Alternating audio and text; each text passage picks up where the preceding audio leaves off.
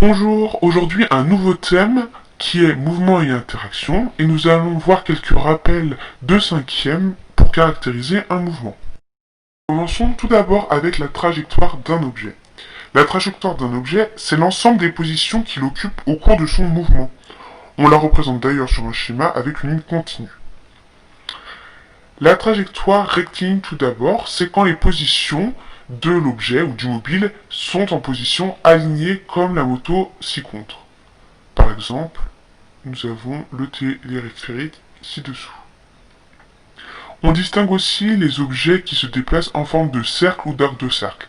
Il s'agit donc de trajectoires circulaires comme pour les cabines d'une roue ou alors pour les planètes qui tournent autour du Soleil. Et enfin, les trajectoires curvilignes qui représentent des objets qui ont une trajectoire avec des positions en forme de courbe quelconque, par exemple un ballon de basket que l'on lancerait dans un panier. Tout objet a une vitesse. En effet, le mobile qui parcourt une distance d en un temps t possède une vitesse v. Pour la calculer, il faut simplement diviser la distance par le temps, soit v est égal d sur t. La vitesse s'exprime en mètres par seconde. En effet, la distance se mesure en mètres et le temps en secondes. On peut aussi calculer la vitesse en kilomètres par heure. Dans ce cas, la distance sera en kilomètres et le temps en heures. La vitesse d'un objet peut évoluer. En effet, le mouvement peut être accéléré, c'est-à-dire que la distance parcourue augmente au cours du temps pour une même durée. C'est ce que nous pouvons voir avec la succession des positions du casque du motard, qui s'éloigne de plus en plus. La vitesse augmente donc. Le mouvement peut être aussi ralenti. Dans ce cas, c'est l'inverse. La distance parcourue diminue pour une même durée. Le casque se rapproche de plus en plus. La vitesse diminue donc. Le mouvement peut aussi être uniforme. Dans ce cas, la distance parcourue reste la même pour une même durée. La vitesse est constante. Nous pouvons être amenés à calculer non pas la vitesse, mais la distance ou le temps. Pour cela, nous savons que V est égal à D divisé par T. On peut utiliser la méthode du triangle. Nous entourons le V et nous obtenons bien D divisé par T.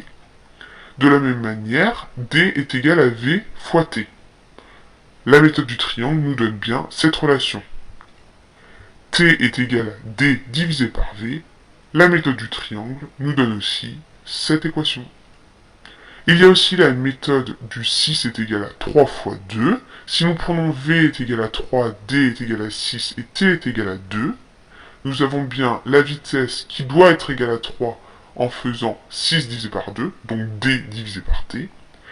Pareil pour la distance qui doit être égale à 6, donc 3 fois 2, donc V fois T. Idem pour le temps qui est égal à 2, donc pour cela il faut faire 6 divisé par 3, donc D divisé par V. Terminons ces rappels avec la relativité du mouvement. La nature d'un mouvement dépend de l'observateur que l'on choisit.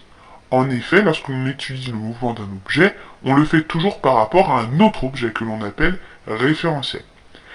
Par exemple, pour le personnage B qui est l'observateur, il voit le personnage A qui est mobile sur l'escalator.